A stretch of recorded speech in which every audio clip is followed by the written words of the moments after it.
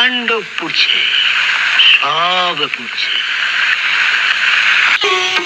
আমি ক্লান্ত, সত্যি ক্লান্ত।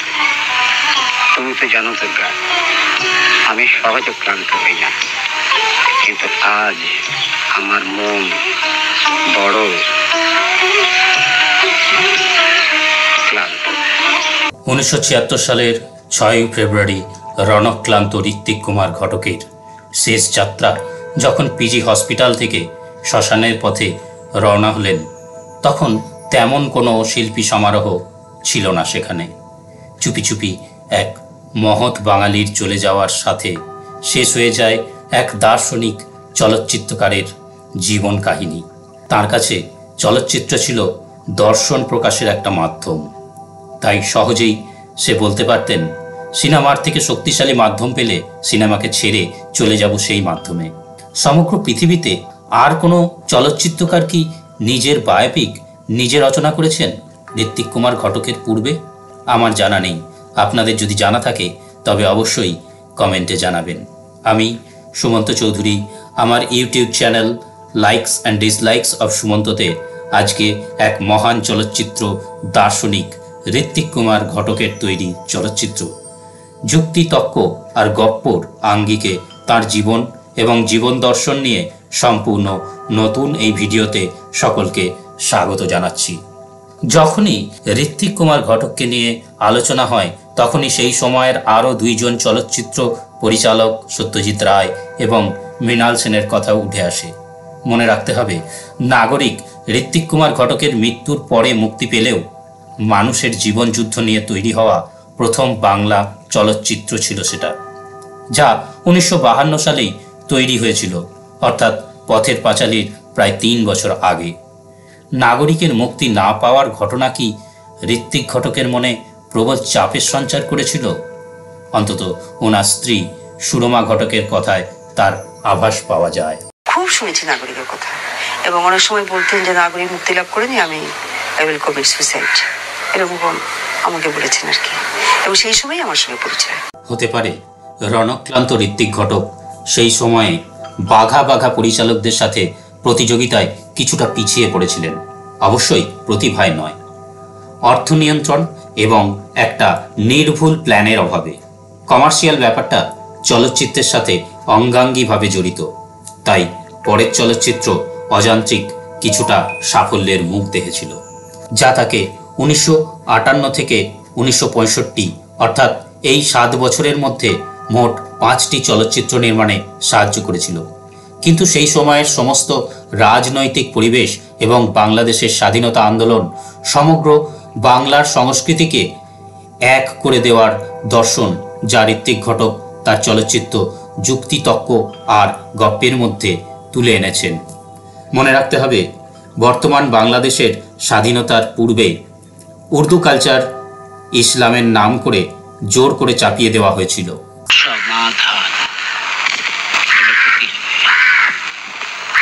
চলতে পারে না, আমাদের সমস্ত জেনারেশনটার কোনো ভবিষ্যৎ নেই। ওয়েআউটটা কি, পথটা কি, একটা কিছু থাকতে অনেক। আমাদের বাংলাটার হিস্টোরিক কন্ডিশনটাকে কেউ সায়েন্টিফিক্যালি অ্যানালাইজ করেনি, বিজ্ঞানের সূত্রে ইতিহাসকে কাঁচায়নি, এবং ইকোনমিক ক্লাসগুলো গত 200 বছরের উত্থান পতন, বিশেষ করে কেউ এই যে 47 সালের বিশাল বিশ্বাসঘাত জাতীয় মুক্তি আন্দোলন, ন্যাশনাল লিবারেশন মুভমেন্টের পিঠে ছুরি মেরে বুর্জোয়াদের 15ই আগস্টের বিরাট গ্রেট বিট্রিয়াল, স্বাধীনতা, ইন্ডিপেন্ডেন্স। বাংলার ছন্নছাড়া ভবিষ্যতের মাঝে নিজেকে পেয়েছেন একজন ফুরিয়ে যাওয়া বুদ্ধিজীবী হিসাবে। আমি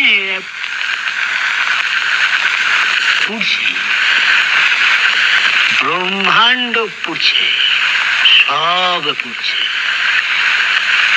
আমি আমবাগ, কিন্তু আমি তো সব। আমি ভাঙা বুদ্ধিজীবী, ব্রোকেন ইন্টেলেকচুয়াল, তোমাদের ভাষায় হয়ে যাওয়া ক্ষয়িষ্ণু সমাজে একটা হারিয়ে যাওয়া, ফুরিয়ে যাওয়া প্রতিনিধি।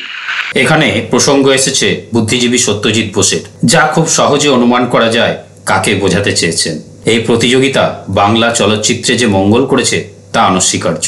1958 অযান্ত্রিক এবং 1962 অভিযান আর 1952 নাগরিক এবং 1971 সীমাবদ্ধ, যাকে খুব সূক্ষ্মভাবে দেখানো হয়েছে বুদ্ধিজীবীদের ময়দানে মদের আসরে, যেখানে এসেছে ভাবো ভাবো ভাবতে শেখর প্রসঙ্গ।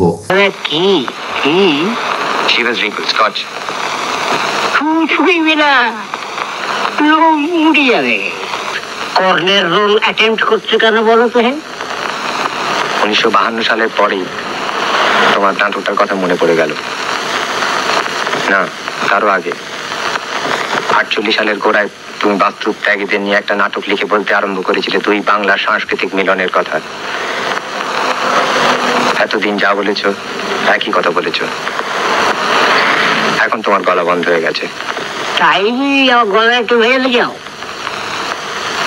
না, আজকে একটা বাউলের গান আমাকে ভাবিয়ে তুলেছে। ভাবছি জানি কি করে। তোমাকে আমি প্রিন্সেস ঘাটে দেখেছি কিনা, সেই যথেষ্ট।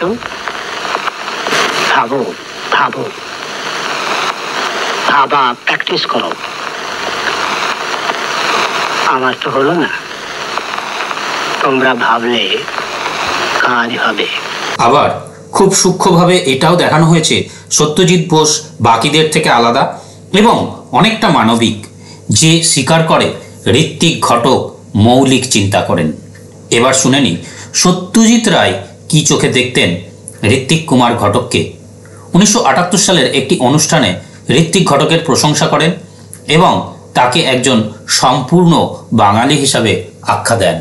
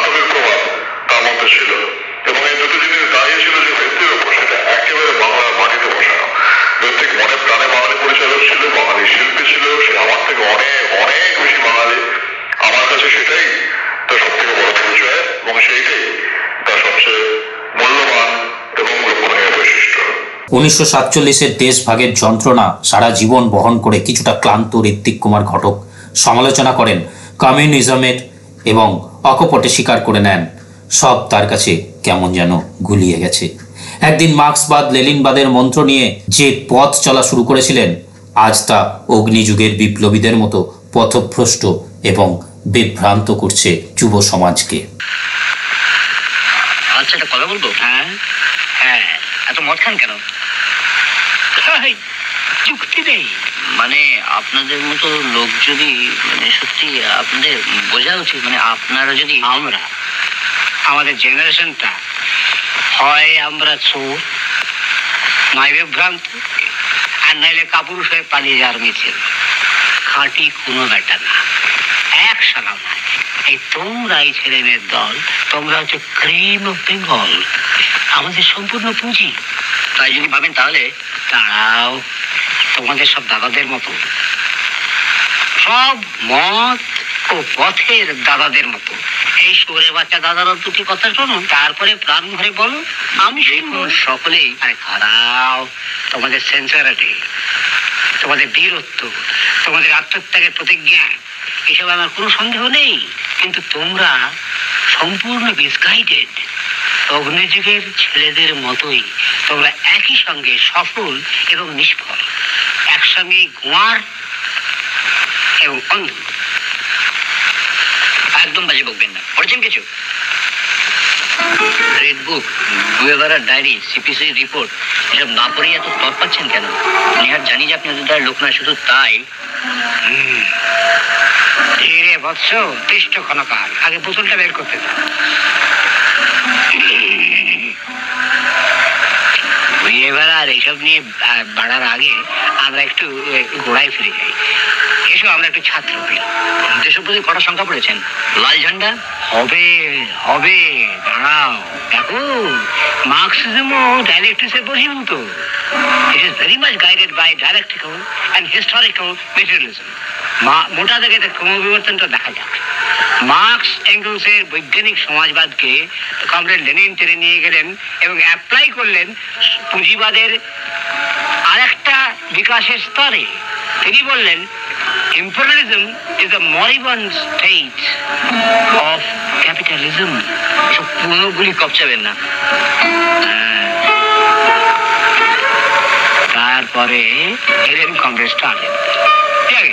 ওটা ফেরিয়ে তো আর ধৈর্যচ্যুতি ঘটাতে চাই না, তবে কংগ্রেস স্টার্টের ইনফ্লুয়েন্সে বিউরোক্রেটিক সোশ্যালিজমের জন্ম দিলেন নাকি। এলেন কমরেড মাও, তিনি চীনের কৃষক শ্রেণীকে সংঘবদ্ধ করে বিপ্লবের পথে নিয়ে গেলেন নাকি। ব্যাপারটা কিন্তু এইখানে থেমে থাকলো না। এলেন গুয়েভারা, তারা আবার বুদ্ধিজীবী এবং কৃষক ছাত্র সম্প্রদায়ের উপরে নির্ভর করে এগোবার চেষ্টা করলেন। তারপর যে কৃষক হতে আরম্ভ করেছে বাবা, তাদের নাম করে আমার সব গুলি গেছে। যেমন যেমন নিহিলিজম, ক্রিয়েটিজম, অ্যাডভেঞ্চারিজম, এই সমস্ত মানে লেনিনের ভাষায় ইনফ্যান্টাইল ডিসঅর্ডার, মানে বালখিল্য সুলভ বদহজম, এইসব কথা মনে থাকবে। এইসব মনে হচ্ছে আর কি। এত কিছু মেনে নিয়েও ঋত্বিক কুমার ঘটক কিন্তু মুছে যান না।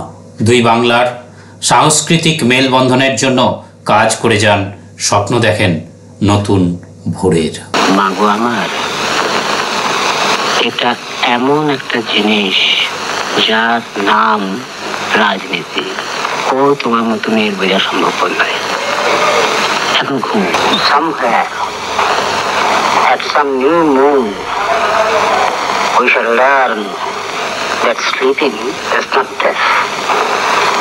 Hearing the whole earth change its tune. তোদের দুটোকেই আমি পাগলের মতো ভালোবাসি। ওরে আমার ভালোবাসার ধন, তোরা এই বাংলাদেশের একটা অংশ, নবীন বাংলাদেশের, যে বাংলাদেশ আজও জন্মায়নি কিন্তু যবেই। ঋত্বিক ঘটক তার প্রতিটা কাজের শেষে রেখেছে একটি শিশুকে, যে শিশুর মাধ্যমে নতুন বাংলা গড়ে উঠবে। এই শিশুকে প্রতিটা চলচ্চিত্রের শেষে রাখা আছে।